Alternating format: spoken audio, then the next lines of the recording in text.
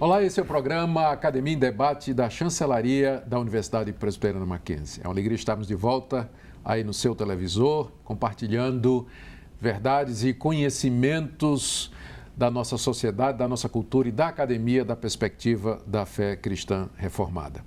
No programa de hoje, nós temos o privilégio de receber o Dr. David Powlison. Dr. David Powlison tem doutorado em História da Ciência e Medicina, com especialização em História da Psiquiatria. Ele tem atuado no mundo inteiro, falando a respeito da relação entre psicologia e cristianismo e defendido a possibilidade e a necessidade de uma visão de mundo cristão por detrás do nosso tratamento das dificuldades e do sofrimento do ser humano. Dr. Powlison, muito bem-vindo ao nosso programa. Eu gostaria de começar lhe fazendo uma pergunta. Por que é que esse relacionamento entre psicologia e cristianismo parece ser um relacionamento tão hostil? That is a very interesting question. And historically, the hostility started from the psychology side. Christianity had been the home of psychology and back through all the centuries. And in the United States of America, William James, who was at Harvard, was the founder, pioneer of empirical psychology. He actually borrowed his empirical methodology from Jonathan Edwards, the great preacher in New England. And Edwards had been a very careful student of human experience. He had, the way he had gathered information very much impressed James.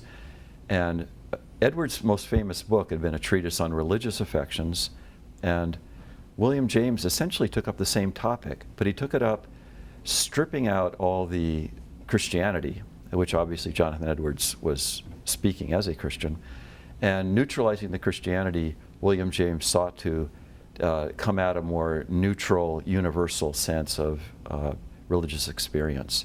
And that stripping away of what had been essential to a Christian psychology was actually, I think you could point to as the starting point.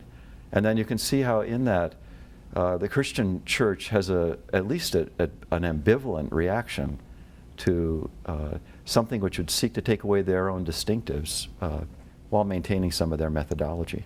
Uhum. Para muita gente para muitos cristãos, especialmente aqueles que estão trabalhando na área de aconselhamento, a psicologia é uma ferramenta totalmente secularizada e insuficiente. Por outro lado, eles querem usar somente a Bíblia para ajudar as pessoas a saírem dos seus traumas e dos seus problemas. O senhor consideraria que a Bíblia somente é suficiente para o tratamento das neuroses, dos problemas e da depressão das pessoas? The Bible is not a textbook or a handbook not only on neurosis and depression and so forth. It's not a textbook on anything except the ways of God with a fallen humanity. And that said, the Bible teaches us the elemental principles of what a human being is, what goes wrong with us, who God is, how it is that we are restored to life and purpose. And the Bible intends to give us, the Bible is not an encyclopedia that would contain all facts. It gives us a lens, a set of eyeglasses with which we go and look at all facts. And so, referring to what I said a minute ago about Jonathan Edwards, Edwards was noticing things particular to his era in the 1740s. He was being a good empiricist, but he was looking at that world through Christian eyes that had been structured, formed in terms of their interpretive gaze by the Scripture. And the same thing is true of us today. And so when you look at something like depression or what would be called neurosis, those are human experiences that in our time and place have been given those labels.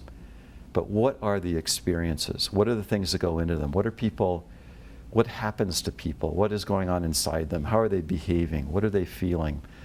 Those are concrete things that a Christian is as interested as anybody else in seeking to look at, know about, and then to make sense of. And that sense is going to the sense that we would make is going to be formed by our understanding of the Bible and what it says about people.